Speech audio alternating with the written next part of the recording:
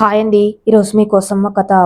కథలోకి వెళ్తే, ధనవంతులా కాదా, కూతురికి తినడానికి ఉంటే చాలు అనుకుంటారే కానీ మనసు ఉన్న వాళ్ళ కాదా అని కూడా చూడాలి. తల్లిదండ్రులు కూతురికి పెళ్లి చేసే ముందు అని కళ్యాణి తన పెళ్ళైన 30 ఏళ్లలో అనుకుని రోజు లేదు. ధనమనం తప్ప సాటి మనిషి అన్న కనికరం లేని మనిషి తన భర్త జగన్. ఊరి రాజకీయాల్లో పెద్ద తలకాయతనం. కూతురు స్వప్న ఊరి బడి పంతులు మహేష్ని ప్రేమిస్తుంది. జగన్కి ఈ విషయం చూచా ఎగతెలియగాని మహేష్కి చాలా దూరంగా ఉన్న వేరే ఊరికి బదిలీ చేయించేశాడు జగన్. మహేష్ని సిటీలో ఒకసారి ఎవరికీ తెలియకుండా కలిసింది స్వప్న. అలా స్వప్న అనుకుంది ఎవరికీ తెలియదని. కానీ జగన్ డేగకల నుంచి తప్పించుకోలేకపోయింది స్వప్న. మహేష్ని కలిసి స్వప్న వెళ్ళిన కాసేపటికి మహేష్ని ఓ మినీ ట్రక్ స్పీడ్గా వచ్చి మహేష్ని కొట్టేబోయింది. చివరి నిమిషంలో మహేష్ ట్రక్కు తాకబోతుండగా పక్కకు కొంచెం జరిగాడు అప్రయత్నంగా. అందువల్ల మహేష్ని తాకుతూ అతి స్పీడుగా ట్రక్కు ముందుకు పోయింది. మొహం అంతా రాచుకపోయింది. పక్కనే ఉన్న ఫుట్పాత్ మీద బలంగా పడ్డం వలన పక్కటెముకలు విరిగిపోయాయి. చాలా నొప్పి. కాకపోతే ట్రక్కు టైర్ల కింద పడి నుజ్జైపోకుండా బతికిపోయాడు. హాస్పిటల్లో చేర్పించాక మహేష్ ఫ్రెండ్ స్వప్నకి విషయం చెప్పారు. మామూలుగా యాక్సిడెంట్ అనుకుంది. మహేష్ని కలవటానికి బయలుదేరింది. జగన్ స్వప్నని అడ్డుకున్నాడు. ఈసారికి బతికి బట్టకట్టాడు. నువ్వు మళ్ళీ వాణ్ణి చూసినా కలిసినా మాట్లాడినా ప్రాణాలతో మిగలడు. అంతన అసలు రూపం కూతురి ముందు బయట పెట్టాడు జగన్. తండ్రి వికృత మనస్తత్వం తెలిసి స్వప్నకి భయం వేసింది, వణికిపోయింది. ఏ తండ్రి కూతురి ప్రేమను ఒప్పుకోవడం తెలుసు కానీ మనిషిని చంపించేంత దుర్మార్గుడు తన తండ్రి అని తెలిసి స్వప్నకి భయం బాధ వేశాయి. కళ్యాణికి మాత్రం భర్త దుష్టబుద్ధి ఎప్పటినుంచో పరిచయమే కనుక ఎక్కువగా ఆశ్చర్యపోలేదు. కానీ అతని మీద అసహ్యం ఇంకా ఎక్కువైంది. కూతురుకు చెప్పింది కళ్యాణి, ముందు నీ చదువు పూర్తి చేసుకోమ్మా, ప్రేమ సంగతి తర్వాత చూద్దామని. స్వప్న తల్లిని అడిగింది, నీకు నా ప్రేమ అభ్యంతరం కాదా అని. మీ నాన్నకిష్టం లేదు అని నీకు తెలిసింది కదా, మరి నీ ప్రేమను వదిలేస్తావా అని అడిగింది కళ్యాణి. కష్టమమ్మా, మహేష్తో నా జీవితం బాగుంటుందంది స్వప్నం. మరి అలాంటప్పుడు నా అభ్యంతరమేమో నాన్న అభ్యంతరమేమో నీకు లెక్కలేనప్పుడు ఎందుకు అడుగుతావు? మాకిష్టమో కాదో తెలుసుకొని నువ్వేం చేయగలవు అంది కళ్యాణి. నీకు ఇష్టం లేదంటే నేను మహేష్ గురించి ఆలోచించను, కానీ నా మనసుకి చాలా పెద్ద దెబ్బ తగులుతుందమ్మా. నేను మహేష్ని మర్చిపోవాలంటే నాకు చాలా కష్టమమ్మా అని స్వప్న ఏడుస్తూ చెప్పింది, బాధపడుతుంది. కళ్యాణి చెప్పింది స్వప్నని దగ్గరగా తీసుకుంటూ, మీ నాన్న తెచ్చే సంబంధాల్లోని అబ్బాయిలు మీ నాన్నలానే మూర్ఖంగానే ఉంటారేమో. కాబట్టి నేను కొన్ని రోజులాగి మహేష్ గురించి అన్ని వివరాలు తెలుసుకుంటాను. అన్ని వివరాలు బాగా కనుక్కుంటాను. మీ నాన్నకి తెలియకుండా చేయాలంటే అది నాకు చాలా కష్టమైన పనే కదా, చాలా సమయం పడుతుంది. అందుకని నువ్వు తొందరపడకుండా కేవలం చదువు మీద మాత్రమే ధ్యాస పెట్టు. నేను మహేష్ గురించి కనుక్కునే ప్రయత్నం చేస్తాను అంది కళ్యాణి. సరే అని బుద్ధిగా తలూపింది స్వప్న. భర్త ఒక ధనవంతుల సంబంధం తెచ్చాడు. వారిది 4 ఊళ్ళ అవతల ఊరు. వారికి ఊర్లో 3 కోళ్ల ఫారాలు ఉన్నాయి. సిటీలో ఒక బంగారం షాప్ కూడా ఉంది. అబ్బాయి డిగ్రీ చదివి జ్యువెలరీ షాప్ చూసుకుంటున్నాడు. పేరు కోటీశ్వరం. ఇక వాళ్ళ తాహతు చూసి జగన్ పూనకం వచ్చిన వాళ్ళ. అంత డబ్బున్నోళ్ల సంబంధం ఎలా అయినా తన కూతురికి ఖాయం చేసుకోవాలని చాలా ఆశగా ఉన్నాడు. డిగ్రీ చివరి సంవత్సరం చదువుతున్న కూతురికి పెళ్లి చూపులు సిద్ధం చేశాడు. కళ్యాణి స్వప్న ఇద్దరు ఇప్పుడే పెళ్లి చూపులు వద్దు అన్నారు. జగన్ వినే రకం అస్సలు కాదు కదా. మొండిగా ఈ ఆదివారమే వాళ్ళు వచ్చి తీరుతారు, స్వప్న తయారై వారి ముందు కూర్చోవలసింది అన్నాడు. పెళ్లి చూపులకు కోటీశ్వర్, అనురాధ, అప్పలరాజు వారి బంధుజనం వచ్చారు. స్వప్నకి పట్టుచీర కట్టి నగలు పెట్టి సిద్ధం చేసింది కళ్యాణి. అనురాధ లోపలి గదిలోకి వచ్చి స్వప్నాన్ని చూసి, అయ్యా నగలివేనా మీ పిల్లకున్నవి అని సాగదీస్తూ మాట్లాడి, ఓ దీప నా బ్యాగ్ గిటివ్వే అని హాల్లోకి కేకేసింది. సదరు దీప ఓ బ్యాగ్ తెచ్చిచ్చింది. బ్యాగ్లోంచి భారీగా ఉన్న వడ్డానం, పొడుగ్గా ఉన్న లావు గొలుసులు అన్ని తీసి కళ్యాణికి ఇచ్చి స్వప్నకి పెట్టమంది. స్వప్నకి నచ్చలేదు ఆవిడ అతిశయం. కళ్యాణికి కూడా కష్టంగాని చిరాగ్గాను అనిపించింది అనురాధ వైఖరి. అయినా బయటపడకుండా మర్యాదగానే, ఇప్పుడే ఇవన్నీ ఎందుకండి, ముందు పిల్లలు ఒకళ్ళొకళ్ళని చూసుకొనివ్వండి, తర్వాత చూద్దాం ఈ విషయాలన్నీ. అనురాధ వెంటనే, పిల్లలదేముంది, పిల్ల బాగానే ఉంది నాకు, ఇక పిల్లల ఇష్టాలతో పనేమి లేదు, మాకు బోలె డబ్బుంది, మీ పిల్లకి అందముంది, మా బంగారంతో మీ పిల్లని నింపేస్తే మా ఫ్యామిలీ ఫోటోలో నిండుగా ఉంటుంది మీ అమ్మాయి. అందమైన కోడలను తెచ్చుకున్నామని అందరూ మమ్మల్ని మెచ్చుకుంటారంది. ఏకోముఖంగా తన నిర్ణయాన్ని శాసనంగా వినిపించేస్తూ స్వప్న చాలా ఇబ్బందిగా, చాలా విముఖతగా తల్లివైపు చూసింది. ఏమిటమ్మా ఇదంతా అన్నట్లుగా. కళ్యాణి కూడా తనకిదంతా నచ్చట్లేదు అన్నట్లు చూసింది స్వప్న వైపు. జగన్ వచ్చి, ఏమే కూతురికి ఆ నగలన్నీ పెట్టి హాల్లోకి తీసుకురా అని భార్యకి ఆర్డరేసి, పద చెల్లమ్మ, బావగారు మనం ఆ పొలం విషయాలు మాట్లాడుకుందాము అని చెబుతూ అనురాధను తీసుకువెళ్ళాడు. స్వప్న, ఈ ఒక్కరోజు భరించు, త్వరలోనే నేను నిన్ను గట్టెక్కిస్తాను అంది భరోసాగా కళ్యాణి.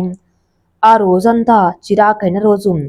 ఇన్నేళ్లలో కళ్యాణి భరించింది లేదు. స్వప్నకైతే తన మీద పిడుగులు పన్నట్లుగా చాలా భయపడిపోయింది. భవిష్యత్తు చాలా కష్టాల కొలిమిలా కంటి ముందు కనిపిస్తుంది స్వప్నకి. జగన్ కళ్యాణ్ని, స్వప్నని రెండు బలిపశువుల్లా చూశాడే తప్ప మనసున్న మనుషుల్లా అస్సలు జమకట్లేదు. అసలు ముందు అతనికే మనసన్నది లేదు. అతనికున్నది కేవలం మెదడు మాత్రమే, ధనం తాలూక లెక్కలు వేసుకోగల జ్ఞానం మాత్రమే. మహేష్ గురించి అన్నీ తెలుసుకుంది కళ్యాణి. అతను ఒక అనాథ, కొందరు దయామయుల సహాయంతో బాగా చదువుకున్నాడు. తనలాంటి అనాథ పిల్లలకు తనకున్నంతలో సాయం చేస్తాడు. కాలేజీలో చేరాడు, ఇన్స్టిట్యూట్లో ట్యూషన్స్ చెబుతున్నాడు. ఎక్కడున్నా అతని చదువు అతనికి తిండి పెట్టగలదు. మనిషి మంచివాడే. కళ్యాణి కనిపించింది మహేష్ స్వప్నకి మంచి తోడు కాగలడని. తన పుట్టింటి నుంచి తనతో పాటు వచ్చిన నమ్మకస్తులైన పనివారు రాధమ్మ, పైడి తల్లి వాళ్ళ అబ్బాయి చెన్నకేశవులు, వారి ముగ్గురి సహాయంతో పకడ్బందీగా ప్లాన్ చేసింది. స్వప్న డిగ్రీ పరీక్షలు పూర్తవగానే 4 రోజుల తర్వాత అర్ధరాత్రికి, తెల్లవారుజాముకి మధ్య 3ంటికి చెన్నకేశవులు ఊరి చెరువు దగ్గర టాటా ఇండికా కారులో సిద్ధంగా ఉన్నాడు. పైడి తల్లి రాధమ్మ సామానంతా పట్టుకుని సిద్ధంగా ఉన్నారు. కళ్యాణి, స్వప్న నెమ్మదిగా తమ గదుల్లోంచి బయటకు వచ్చారు. ఆ రాత్రి భర్త అనుచరులకు మత్తుమందు కలిపి ఉంచిన పెరుగును వడ్డించింది భోజనంలో కళ్యాణి. అందరూ మంచి నిద్రలో ఉన్నారు. తమ ఇంటి ముందున్న పెద్ద కుక్క కళ్యాణ్ని చూసి గమ్మున మళ్ళీ పడుకుండిపోయింది. అలవాటైన తన యజమాని కదా అనుకొని.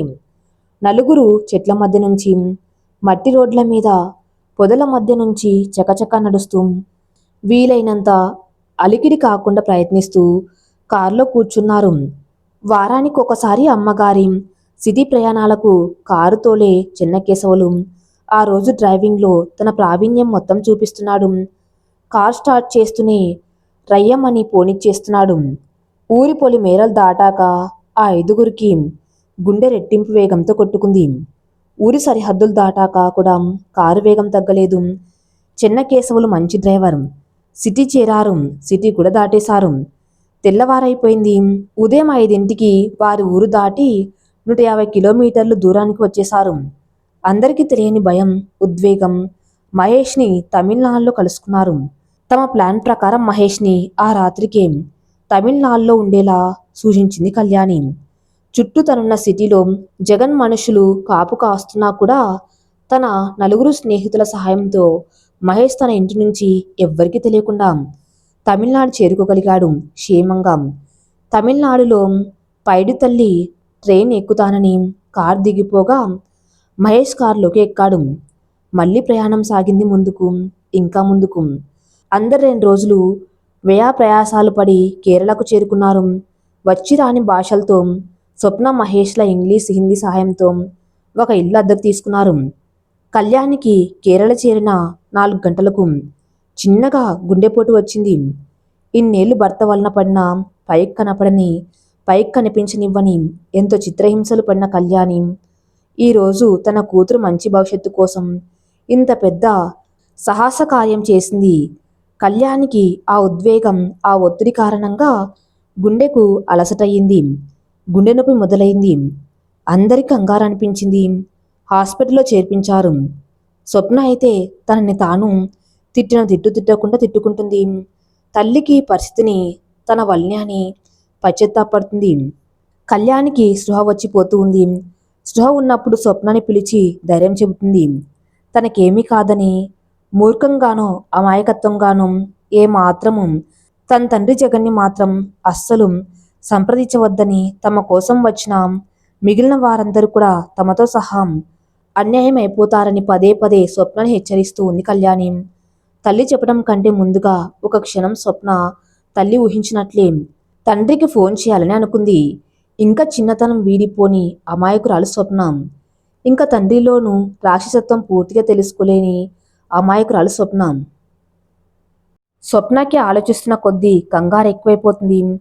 తల్లి ఇలా ఐసీయూలో అనారోగ్యంతో పడి ఉండటం, అటు తండ్రి తమ ఊరిలో ఎలాంటి పరిస్థితి ఎదుర్కొన్నాడు, లేదా తమని కనిపెట్టడానికి తన పరపతి ఉపయోగించి ఏం ఆలోచనలు చేస్తున్నాడు, అసలు అమ్మ భవిష్యత్తు ఏమిటి, తన ముందు జీవితం ఎలా ఉండబోతుంది, రకరకాల అనుమానాలతో ప్రశ్నలతో స్వప్న మనసు పాడైపోయింది.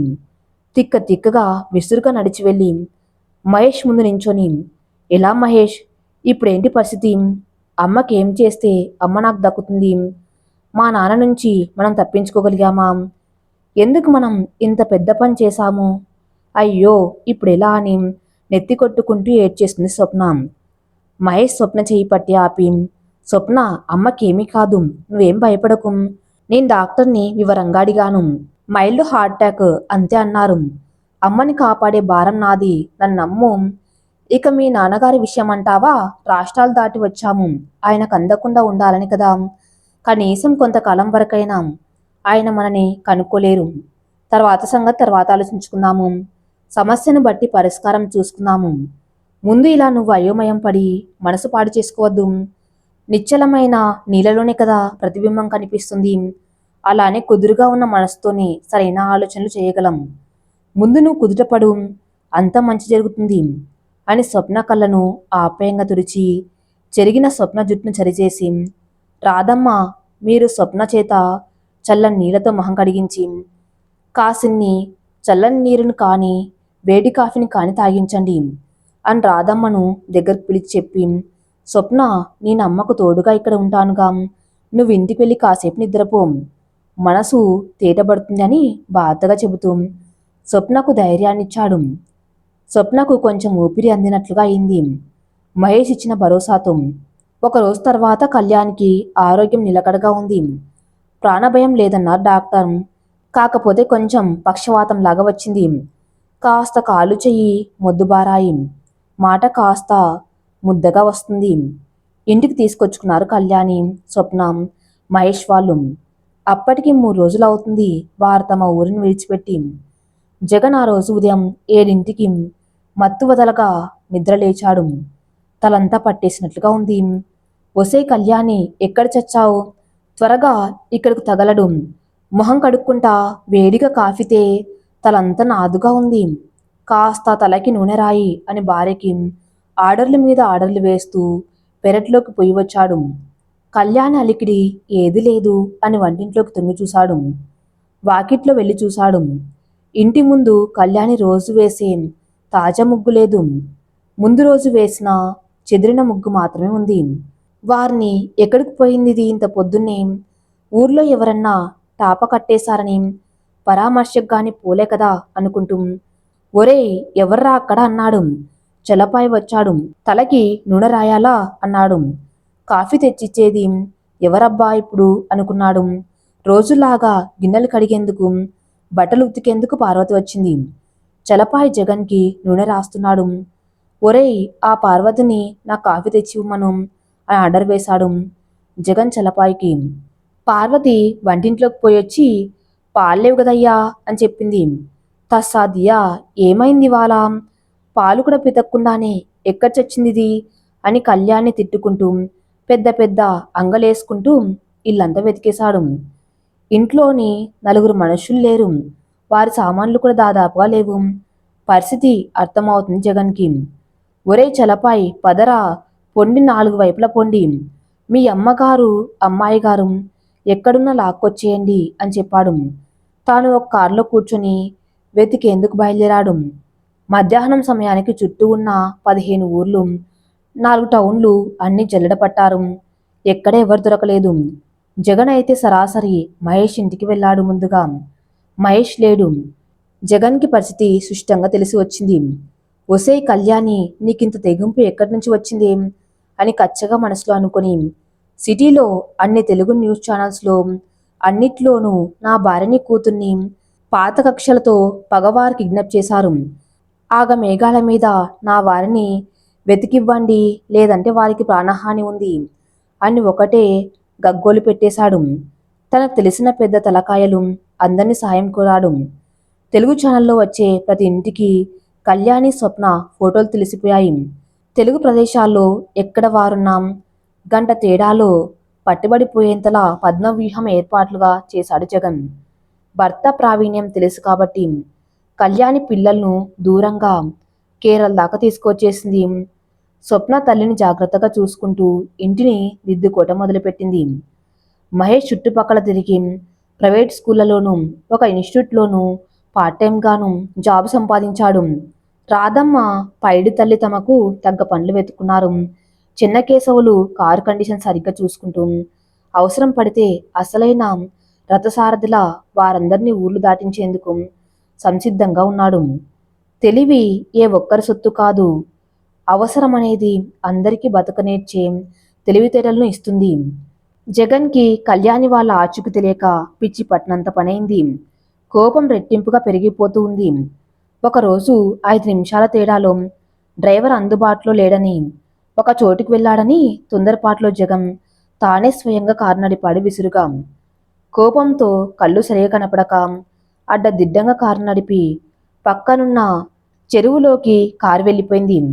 అదృష్టం బాగుండి చెరువు దగ్గర ఈత వచ్చిన వారు ఉండబట్టి వారు వెంటనే నీళ్ళలోకి దూకి జగన్ని పైకి తీశారు. కారు మాత్రం నీళ్ల పాలైపోయింది. అన్నేళ్ల సావాసం ఉన్న భార్య తన పక్కన లేకపోవటం జగన్కి చాలా వెల్తిగా అనిపిస్తుంది. ఇన్నేళ్లు తాను ఎంత కర్కోటకుడిలా ప్రవర్తించినాం, ఆమె మనసుని ఎంతలా కుళ్ళబొడిచినాం, కళ్యాణి మాత్రం తనకు ఏ రోజు ఏది తక్కువ చేయలేదు. తనకు ఏ సమయానికి ఏం కావాలో తాను చెప్పకపోయినా అమర్చి పెట్టేది. ఈరోజు తాను నా దగ్గర లేకపోతే అమ్మ పట్టించుకొని పసిగుడ్డు పరిస్థితిలా అయిపోయింది. తన గతి అని జగన్కి పదే పదే అనిపిస్తుంది. అంతేకాదు తను అర్థం చేసుకోలేదని, భార్య బిడ్డ తన మీద ఇంత తిరుగుబాటు చేస్తారని అస్సలు ఊహించలేదు జగన్. నెమ్మదిగా ఊర్లో విషయం తెలిసిపోయింది. ఊరి వాళ్ళ ముందు అమ్మో, ఆడవాళ్ళకి ఇంత ధైర్యం ఎక్కడి నుంచి వచ్చింది అనుకున్నారు. తర్వాత అనుకున్నారు, అంతేలే, ఎంత పిల్లైనా గదిలో బంధించి కొడితే పుల ఎదురు తిరగదా అని కళ్యాణి మీదే సానుభూతి చూపించారు. వారందరికీ స్వప్న మహేష్ ప్రేమ వ్యవహారం అయితే తెలియదు. జగన్ తన సిటీ స్నేహితుల సహాయం మేరకు నేషనల్ స్థాయిలో కూడా ఛానల్స్లో తన భార్య బిడ్డ కిడ్నాప్ అయినట్లుగా బ్రేకింగ్ న్యూస్ వేయించాడు. వరుసగా 4 రోజులు ఆ న్యూస్ విరివిగా వేయించాడు. కేరళ వెళ్ళిన 10 రోజులకే కళ్యాణి స్వప్నకి మహేష్ చేత ఒక పెద్ద గుడిలో తాళిని కట్టించింది. దండలు మార్పించింది. కాలికి మెట్టలు పెట్టించింది. మహేష్కి ముందుగానే సిద్ధంగా తెచ్చిపెట్టుకున్న ఉంగరం, గొలుసు ఇప్పించింది స్వప్న చేత. అన్నీ చిన్న కేశవుల చేత ఫోటోలు వీడియోలు తీయించింది. పిల్లలిద్దరికీ అక్షింతలు వేసి మనసారా ఆశీర్వదించింది. అప్పటి వరకు 2 జడలు లంగావోన్లో ఉండే స్వప్న ఆ రోజు తర్వాత చీర కట్టుకుని ఒక జడ వేసుకుని పెద్ద బొట్టు సింధూరం పెట్టుకుంటే కళ్యాణికి తనకే తన కూతురు కొత్తగా కనిపిస్తుంది. కళ్యాణి ఎప్పుడో తప్ప తన అనారోగ్యం వలన ఎక్కువగా బయట తిరగలేదు. అందుకే బయట జనాలకు టీవీ న్యూస్లో కళ్యాణి స్వప్నల ఫోటోలు చూసినా తీరిగ్గా బయట కళ్యాణి వాళ్ళని పోల్చుకోవటం అంత సులువైతే కాలేదు. అది ఒక రకంగా కళ్యాణికి స్వప్న వాళ్ళకి కలిసొచ్చింది. కేరళలో కళ్యాణి వాళ్ళు, ఊర్లో జగన్ వాళ్ళు అలా కాలం గడిపేస్తున్నారు. జగన్ పట్టుదల వదిలే మనిషి అయితే కాదు. ఆ విషయం కళ్యాణికి కూడా బాగా తెలుసు. కాబట్టి ఎవరి ప్రయత్నాల్లో వారు ఎవరి జాగ్రత్తల్లో వారు ఉన్నారు వారిద్దరూ. ఒకరోజు జగన్ శ్యామల అనే 30 ఏళ్ల అమ్మాయిని పెళ్లి చేసుకుని ఇంటికి తెచ్చుకున్నాడు. ఈసారి భార్య అనబడే శ్యామలకు న్యాయమైతే ఎంత చేస్తున్నాడో లేడో గాని దౌర్జన్యం మాత్రం చేయదలుచుకోలేదు. ఇప్పటికే పిల్ల దొరకటం కష్టమైంది. ఈ భార్య కూడా వెళ్ళిపోతే ఇక ముసలి వయసు వచ్చేస్తుంది. అప్పుడు అసలు పిల్లను ఇవ్వరు అనుకుని కొంచెం జాగ్రత్తగానే మసులుకున్నాడు జగన్. శ్యామలతో పైపైన మాత్రం కాస్త అహంకారం చూపించకుండా మాత్రం ఉండలేడు. మనసులో తన భయాలు, అభ్రతలు తనకెన్ని ఉన్నా సరే. స్వప్న ఇంటిని తల్లిని చూసుకుంటూ ఇంట్లోనే హ్యాండ్మేడ్ జ్యువెలరీ తయారు చేస్తుంది. మహేష్ సార్గా వారుంటున్న ఊర్లో బాగా పేరు తెచ్చుకున్నాడు. స్వప్నకి 2 ఏళ్లకి నిండైన ఆడపిల్ల పుట్టింది. చందన అని పేరు పెట్టి కళ్యాణి అయినంతలో నామకరణం, అన్నప్రాసనలు చేసింది మనవరాలికి. మరో 4 ఏళ్లకి మనవడు కూడా పుట్టాడు. తనకిష్టమైన దేవుడు శివుడి పేరు కలిసొచ్చేలా మనవుడికి జతిన్ అని పేరు పెట్టింది కళ్యాణి. తండ్రి పేరు జగన్ కూడా కలిసేలాను, దేవుడి పేర్లాను తల్లి ఆ పేరును సూచించింది అనిపించింది స్వప్నకి. తల్లి వైపు చూసింది. కళ్యాణి చీర కొంగుతో కళ్ళు వత్తుకుంటుంది. నాన్న గుర్తొచ్చాడు ఇద్దరికి. ఎంత మొరటోడైనా చాలా ఏళ్ల అనుబంధం వారికి జగన్తో. స్వప్న చిన్నగా లేచి వెళ్ళి కుర్చీలో కూర్చుని ఉన్న తల్లి తలని ఆప్యాయంగాను ఊరడిస్తున్నట్లుగాను తన గుండెలకు హత్తుకుంది స్వప్న. కళ్యాణి తన గుండె బరువెక్కగా ఏడుస్తుంది నిశ్శబ్దంగా. స్వప్నను దగ్గరకు తీసుకుని తల్లి మనసులోని ఆలోచన అర్థమైంది స్వప్నకి. ఏమ్మా, నాన్న గుర్తొచ్చారా అడిగింది స్వప్న. అవునమ్మా, నీ జీవితాన్ని అందంగా తీర్చిదిద్దాలనుకున్నాను. అందుకే ఆయనకు దూరంగా రావటం అవసరం అనిపించింది. కానీ పెరుగుతున్న వయసులు మావి. ఆయనకు నా అవసరం ఉన్నప్పుడే ఆయనని ఒంటరివాణ్ణి చేశానేమో అనిపిస్తుంది అప్పుడప్పుడు అంది కళ్యాణి మనసు విప్పి మాట్లాడుతూ. మహేష్ కూడా దూరం నుంచే కళ్ళతో ఊరడిస్తున్నాడు కళ్యాణ్ని ఊరుకోమ బాధపడకు అన్నట్లుగా. చందన్, జతిన్, స్వప్న, మహేష్ ఒక అందమైన కుటుంబం కళ్ళ ముందు ఉండగా వారిని నిండుగా చూసుకుంటూ కళ్యాణి భగవంతుడా, నా బిడ్డలు నలుగురు ఎప్పుడు సంతోషంగా ఉండాలి అని దేవుడికి వేడుకుంది. శ్యామల నిరుపేద కుటుంబం నుంచి వచ్చి ధనవంతుని ఇంట్లో భార్యస్థానానికి వచ్చి పడింది. నోటి నిండా తింటి, సకల సౌకర్యాలు, పనివాళ్ళు. ఇక శ్యామలకి అడ్డే లేదు. ఆడింది ఆట, పాడింది పాట. కళ్యాణి స్వప్న ఇంట్లో తిరిగేటప్పుడు ఇల్లు కలకల్లాడుతూ ఉండేది. నిత్యం కళ్యాణి పూజలని పేరంటాలని ఇల్లంతా ధూపదీపాలు, కాంతులు, సువాసనలు ప్రశాంతంగా ఉండేది. ఇప్పుడు శ్యామల ఒక ఆడరూపంలో ఇంట్లో ఉన్న అప్పటి కళ లేదు అని ఈ మధ్య బలంగా అనిపిస్తుంది జగన్కి.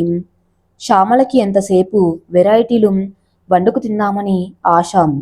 చీరలు కొని, నగలు తెచ్చుకొని, బీరువాలు దాచుకొని తన వంతు ధనబలాన్ని పెంచుకుంటుందే కానీ జగన్ ఆరోగ్యం కానీ అవసరాలు కానీ పట్టించుకోదు.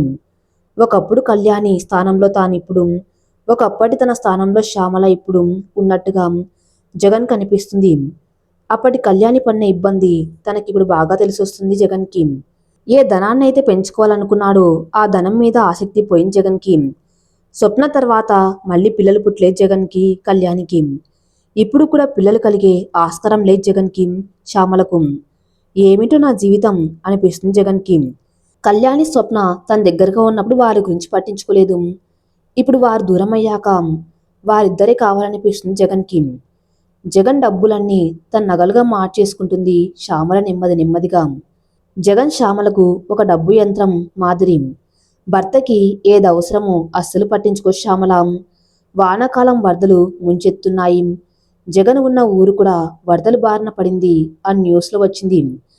నిత్యం తెలుగు ఛానల్స్ చూసే కళ్యాణికి ఈ వార్త కంటపడింది. అసలే ఈ మధ్య భర్త గుర్తొచ్చి దిగులేసి మనసు కలతపడుతున్న కళ్యాణికి అసలు కుదురు లేకుండా అయిపోయింది. స్వప్న నాన్న ఎలా ఉన్నాడో అమ్మా అని ఒకటే కలవరిస్తుంది జగన్ని కళ్యాణి. అమ్మ, నువ్వు కంగారు పడకు. మన ఊరి పోస్ట్ ఆఫీస్కో, పంచాయతీ ఆఫీస్కో ఫోన్ చేసి మేము కనుక్కుంటాంలేమ్మా అని స్వప్న, మహేష్ కళ్యాణికి ధైర్యం చెప్పి ఊరికి ఒక పబ్లిక్ టెలిఫోన్ బూత్ నుంచి ఫోన్ చేశారు. అవునండి, ఊరంతా నది నీరు వచ్చేసింది. ఇల్లైతే మునిగిపోలేదులేండి అన్నారు ఊర్లోని వారు ఫోన్లో. ఇక కళ్యాణి మెలకువలోనూ నిద్రలోనూ ఒకటే కలవరింత. స్వప్న, మీ నాన్నెలా ఉన్నారు అని అంటూ చిరు జ్వరం కూడా తెచ్చుకుంది భర్త మీద ధ్యాసతో. స్వప్నకి తల్లి తండ్రి పరిస్థితి మీద జాలేసింది. నా గురించి కదా పాపం, ఇక్కడొకరు అక్కడొకరు అనుకుంది స్వప్న. వారం తర్వాత వానలు సద్దుమణిగాయి, వరదలు తగ్గాయి. స్వప్న, నేను మన ఊరు వెళ్ళి వస్తానమ్మా ఒకసారి అంది కళ్యాణి. అరే, ఇదేదో మామూలుగా తిరిగే వాళ్ళం మన ఊరికి అన్నట్లు అడుగుతున్నావేంటమ్మా? మనని చూస్తే నాన్న ఏం చేస్తారో ఏమో అంది స్వప్న. మీరందరూ వద్దమ్మా, నేను ఒక్కదాన్ని వెళ్ళొస్తాను అంది కళ్యాణి. అమ్మో, అలా అయితే నేను అస్సలు ఒప్పుకోను ఆ స్వప్న దిగులుగా చిన్న పిల్లల తల్లి వాళ్ళు తలపెట్టేసి పడుకొని తల్లిని గట్టిగా పట్టేసుకుంది. విను స్వప్న, నా మాట విను. మహేష్ని ఒక మంచి కార్ డ్రైవర్ని మాట్లాడమను. చిన్న కేశవులు వద్దు. కార్లో మన ఇంటికి వెళ్తాను. అక్కడే ఇంటి బయట వేచి ఉంటాను. మీ నాన్నగారు కనపడేదాకా ఉండి ఆయనని కల్లారా ఒకసారి చూసుకుని వచ్చేస్తాను. మళ్ళీ యథావిధిగా నా మనవరాలు మనవరితో ఆడుకుంటూ పాడుకుంటూ ఇక్కడే కాలం వెళ్ళదీస్తాను. నా మాట కాదనకు బంగారు తల్లి అంది బతిమలాడుతున్నట్టుగా కళ్యాణి. నీకేమన్నా అయితే అంది స్వప్న కళ్ళ నిండా నీళ్లతో దీనంగా తల్లిని చూస్తూ. నాకేం కాదు, నా వెంట వచ్చే కారు అబ్బాయిని నన్ను గమనిస్తూనే ఉండమను. ఏదైనా ఉపద్రవం ముంచుకొస్తుందన్న అనుమానం రాగానే కారుని నా ముందు పెట్టమను. నేను చకాచక్మని కారెక్కేస్తాను. వాణ్ణి కారుని రయ్యమని ఊరి బయటకు పరిగెత్తించమను. అంతే. నీకు నీ లవర్ని కలపటానికి నేనెంత సహాయం చేశానప్పుడు, మరి నేను నా లవర్ని మా ఆయన్ని కల్లారా ఓసారి చూసుకోటానికి ఇప్పుడు నువ్వు నాకు సహాయం చేయవా? ఆయ్, అది కళ్యాణి చిలిపితనం. ఇప్పుడు నువ్వు నాకు సహాయం చేయవా అంది కళ్యాణి చిలిపితనంగా. కూతురి కళ్ళు తుడిచి స్వప్న నుదుటి మీద ధైర్యాన్నిచ్చే ఒక ముద్దు పెడుతూ. స్వప్న ఒక చిన్న చిరునవ్వు నవ్వుతూ, అబ్బో, నీ లవరా? సరే సరే, మరి నువ్వు జాగ్రత్తగా తిరిగి రావాలి నా దగ్గరికి, సరేనా అంది స్వప్న చిరు భయం కలిసిన గొంతుతో. సరేలేమ్మా అంది కళ్యాణి. ఊర్లో ఇంటి ముందు కాస్త దూరంలో కారు దిగింది కళ్యాణి. వాన దాటికి చెదిరిన చెట్లు కొన్ని ఉన్నాయి ఇంటి ముందు. ఒక చెట్టు కింద తన చేతి సంచి ఒకటి తనతో పెట్టుకుని నించొని తమ ఇంటిని తీక్షణంగా చూస్తూ నించుంది కళ్యాణి. గత కాలపు జ్ఞాపకాలన్నీ కళ్ళ ముందు నిలుస్తున్నాయి. ఎందుకో గడియ గడియకి కళ్ళు నీళ్లతో నిండిపోతూనే ఉన్నాయి కళ్యాణికి. ఎంతలా ఆవిడ తన చీర కొంగుతో మళ్ళీ మళ్ళీ కళ్ళు తుడుచుకుంటూ ఉన్నా కూడాను తమది పెద్ద పెంకుటిల్లు అప్పుడు కాస్త బలహీనమైంది ఇప్పుడు. ఆ పెంకుటిల్లు ఇంటిని ఆనుకునే ఒక డాబా మేడ కూడా వచ్చింది ఇప్పుడు. తమ ఇంటి వాసార అరుగులు కనపడుతున్నాయి. ఎన్నిసార్లు ఆ అరుగులు దేవుడి భజనలు అప్పుడు ఊరి జనాలతో చుట్టాలతో నిండిపోయి సందడి సందడిగా ఉండేది. పెళ్ళైనప్పుడు అరుగుల మీద నులక మంచాలు వేస్తే వచ్చిన బంధుజనాలు హాయిగా కబుర్లు చెప్పుకుంటూ విశ్రాంతి తీసుకునేవారు. ఊరగాయలప్పుడు అందరము ఆడవాళ్ళము మిరపకాయ తొడిమలు వలుస్తూ మగాయి ముక్కలు తరిగిపోస్తూ అన్నిటికీ దూరంగా వెళ్ళిపోయాను అని కళ్యాణి ఆ పాత జ్ఞాపకాలను గుర్తు చేసుకుంటుంది. అప్పట్లో భర్త ఆగడాలు మాత్రమే మనస్సుకి ఎక్కువ పట్టేవి. ఇప్పుడు ఈ మంచి జ్ఞాపకాలు కూడా గుర్తుకు వస్తున్నాయనుకుంది. ఆకలికో నీరసానికో కళ్ళు తిరిగినట్లుగా ఉంది కళ్యాణికి. నెమ్మదిగా చెట్టుకి చేరగిలబడి కూర్చుని తన సంచిలోంచి బిస్కెట్ ప్యాకెట్ ఒకటి తన స్వాధీనం తక్కువ ఉన్న చేత్తోనే వణుకుతూ తీసుకొని 4 బిస్కెట్లు తిని తన కాస్త వంకరపోయిన నోటితోనే చిరు కష్టంగానే నీళ్ల బాటిల్తో నీళ్లు కాసిని తాగి తన మొహాన్ని కాసిన నీళ్లతో కడుక్కుంది. అప్పటి వరకు తన భుజాల చుట్టూ కొంగుని కప్పుకొని ఉంది. చెమటలు పడుతున్నాయని ఇప్పుడు కొంగుని మామూలుగా వేసుకుంది. కుడి చెయ్యి చిరు వంకరపోయి ఉంది. అప్పుడు వచ్చిన చిరు పక్షవాతం ఫలితంగా నోరు కూడా కొంచెం వంకరపోయి ఉంది. ఇన్నాళ్ళు రాధమ్మ స్వప్న సాయంతో ఏ పనిలోని పెద్దగా ఇబ్బంది పడలేదు కళ్యాణి. కళ్యాణికి తెలియట్లేదు కానీ తనను అప్పుడే ఒక 2 నిమిషాల నుంచి తన భర్త జగన్ గమనించేశాడని, తన్నే చూస్తూ ఉన్నాడని. డాబా ఇల్లు కట్టించుకున్నాక జగన్ ఎక్కువగా మొదటి అంతస్తు గదిలోనే ఉంటాడు. తనకేమీ తోచినప్పుడు బైనాక్యులర్స్తో చుట్టూ ఉన్న పొలాలు ఎవరైనా దూరాన కనపడితే వారెవరు అని చూసుకుంటూ ఉంటాడు. ఈరోజు కళ్యాణి చెట్టు కింద నించున్న కాసేపటికి వాళ్ళు కుర్చీలో నిద్రపట్టిన జగన్కి మెలకు వచ్చింది. కాసేపటి నెమ్మదిగా లేచి వచ్చి కిటికీ దగ్గర నించున్నాడు. ఇంటి ముందు దూరంగా ఒక చెట్టు కింద ఒక ఆడావిడ. తనకే తెలియకుండా మనం శరీరాలు స్పందించాయి. గుండె పసిగట్టేసింది. ఆవిడ కళ్యాణ్ణే అయి ఉండవచ్చని. మనసుకి కోపం, ఆనందం ఏ కాలంలో తన్నుకొచ్చాయి. అడుగులు ఉద్వేగంతో తడబడుతూ ఉండగా సొరుగు దగ్గరకు నడిచి వెళ్ళి బైనాక్యులర్స్ తెచ్చుకుని చెట్టు దగ్గరకు చూశాడు. కళ్యాణ్ణి సందేహమే లేదు. కళ్యాణ్ణి అనుకున్నాడు. అలా చూస్తూ ఉన్నాడు. కాసేపటికి ఆమె తన సంచిలోంచి ఏదో తీస్తుంది. ఏమిటి, తన ఏదో ఇబ్బంది పడుతుంది అని అనిపించింది. ఆమె చెయ్యి వైపు జూమ్ చేశాడు. చెయ్యి సరిగా లేదు. చెయ్యి వణుకుతుండగా వచ్చి రానట్లుగా చేతిలో బిస్కెట్ నోటికందించుకుంటుంది. నోరు కూడా వంకరపోయి ఉంది. అయ్యో అనుకున్నాడు అప్రయత్నంగా. అయినా నన్ను నాశనం చేసిపోయావుగా, తగిన శాస జరిగిందిలే అని కూడా గచ్చగా అనుకున్నాడు. చెయ్యి నోరు సరిగా లేవు కానీ మనిషి మాత్రం మరింత నిండుగా తయారైంది. తన దగ్గర ఉన్నప్పుడు మనశ్శాంతిగా ఒక్క పూట కూడా తిండి తినేది కాదు అని జగన్ కనిపించింది. కుర్తా తొడుక్కొని భుజాన కండువా వేసుకుని చెప్పులు వేసుకుని గొడుగు తీసుకొని డాబా మెట్లు దిగాడు. ఇంటి నుంచి చెట్ల వైపు వెళ్ళడం మొదలుపెట్టాడు. కళ్యాణికి ఇంటి నుంచి జగన్ వస్తున్నాడని అర్థమైంది. చిరు కొంగును తల మీద నుంచి లాక్కుని మొహంలో కళ్ళు సగం ముక్కు తప్ప ఏం కనపడకుండా కప్పేసుకుంది. దీక్షగా భర్తను కళ్ళారా చూసుకుంటుంది. దూరంగా మరో చెట్టు చాటున కార్ డ్రైవర్ చాలా శ్రద్ధగా కళ్యాణ్ని, జగన్ని గమనిస్తున్నాడు. ఏదన్నా అవసరం వస్తే వెంటనే అప్రమత్తం అయ్యేందుకు సిద్ధంగా ఉన్నాడతను. జగన్ 2 అడుగుల దూరంలో మాత్రమే ఉన్నాడు. కళ్యాణ్కి భయం, అయోమయాలతో వాళ్ళంతా చెమటలు పట్టేస్తున్నాయి. గుండె వేగం ఇటు కళ్యాణ్కి అటు జగన్కి ఇద్దరికి పెరిగిపోయింది. కళ్యాణ్కి దగ్గరకు వచ్చాడు జగన్. వస్తూనే బుద్ధి లేదటే నన్ను సర్వనాశనం చేసిపోయావు, నువ్వేం భార్యవే దొంగమహందానా అనేశాడు కచ్చగా. అయ్యో ఏమంటున్నారు మీరు అని కాస్త పీల గొంతుతో అడిగింది కళ్యాణి. ఏం అర్థం కానట్టు, తాను వేరెవరో అనుకున్నట్లుగా. చీ, అర్థం కానట్లుగా మాట్లాడుతున్నావేం? మన ఇంట వంట ఉన్నాయా ఇలాంటి దరిద్ర పనులు, ముదనష్టపు దానా అని తిట్టాడు. మన కుటుంబానికి ఇలా మాయని మచ్చని తెచ్చిపెట్టావు కదే అన్నాడు జగన్ కోపంగా కళ్యాణ్తో. అప్పటికి కళ్యాణి ఏ బదులు ఇవ్వలేదు. జగన్ మళ్ళీ చెబుతున్నాడు. చెరువు అవతల రామాలయం దగ్గర ఉంటాను, నువ్వురా, నీతో మాట్లాడాలి అని కళ్యాణి వైపే దీక్షగా చూస్తున్నాడు. అతను కదిలి వెళ్తాళ్లే అని చూస్తుంటే ఆ భారీ విగ్రహం కదల్దే నెమ్మదిగా కళ్ళెత్తి చూసింది. కళ్ళెత్తే చాలు కనకాభిషేకాలు అన్న అర్థం అప్పుడు చాలా సరిగ్గా అనుభవించడానికి వచ్చింది జగన్కి. కళ్యాణి కళ్ళల్లో జగన్ పట్ల భయం, ప్రేమ కలగలుపుగా భావం సృష్టమవుతుంది. కళ్యాణితో కళ్ళు కలపగానే జగన్కి అప్రయత్నంగా మనసు కదిలి కళ్ళు తెరయినాయి.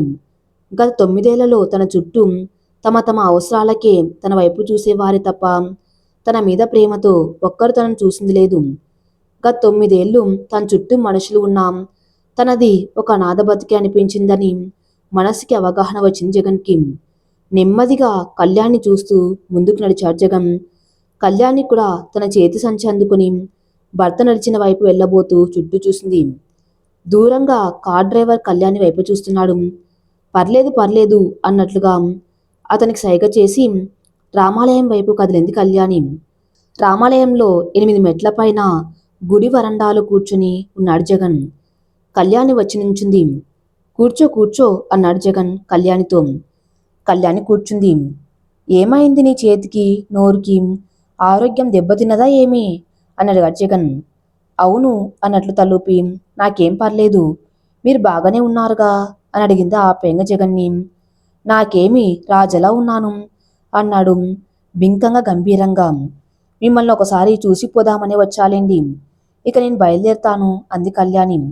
జగన్ని ఒకసారి ఆప్యాయంగా కళ్ళారా చూసుకుంటూ, వచ్చావుగా ఇక పోవటం ఎందుకు అన్నాడు. అని అన్నట్లుగా, అనాలని ఉన్నా లేనట్లుగా, అండానికి అహం అడ్డు వస్తున్నట్లుగా, అయినా అనకుండా ఆగలేనట్లుగా జగన్. కళ్యాణ్ నవ్వుతూ భర్తను చూసింది. మీ దగ్గర ఉండలేక వెళ్ళిపోయిన దాన్ని ఇప్పుడు మళ్ళీ మీ దగ్గర ఉండాలని ఇష్టమే రాలేదు. మీరు క్షేమంగా ఉన్నారా లేదా అని ఒకసారి చూడాలనిపించి వచ్చాను. మీరు నా మీద కోపంతో నన్ను చంపేసినా పర్లేదని వచ్చాను. మన అమ్మాయికి మంచి జీవితం దొరికేలా చేసుకున్నాను. నా కర్తవ్యం తీరిపోయింది. ఇక నేను ఉన్నా పోయినా పర్వాలేదనుకున్నాను. మన అమ్మాయికి శాపాలు పెట్టకండి. ఒక తండ్రిలా మన అమ్మాయి బాగుండాలని కోరుకోండి. తనకిద్దరు పిల్లలు చందన్ జంతిన్. పిల్లలిద్దరూ లక్షణంగా ఉంటారు. స్వేచ్ఛ వాతావరణంలో ఆ పిల్లలను అన్ని విధాలా ఆరోగ్యకరంగా పెంచుతున్నాము అని ఒక 4 మాటలు చకచక చెప్పేసి కళ్యాణి బయలుదేరింది. ఆ కళ్యాణి అని చెప్పాలనిపించినా జగన్ చెప్పలేకపోయాడు. అలా అలా నడుచుకుంటూ వెళ్తూ కనుమరుగైపోయింది కళ్యాణి. డబ్బులో ఆనందాన్ని వెతుక్కున్నాడు జగన్. దగ్గర మనుషులు దూరమయ్యాక ఆ డబ్బే వికటనిపించింది జగన్కి. కుటుంబ బంధాల్లో ఆనందాన్ని సృష్టించుకుంది కళ్యాణి. ఆ ఆనందం తనకు జీవితాంతం వరకు తోడుగానే ఉంటుంది. కూతురికి ఆనందం అందింది. ఆమె ఆనందంలో తన ప్రశాంతతను ఒడిసి పట్టుకుంది కళ్యాణి. హాయిగా మనవరాలు మనవడు అనే వరాలతో సుసంపన్నంగా జీవించింది. ఈ కథ ఇంతటితో సమాప్తం.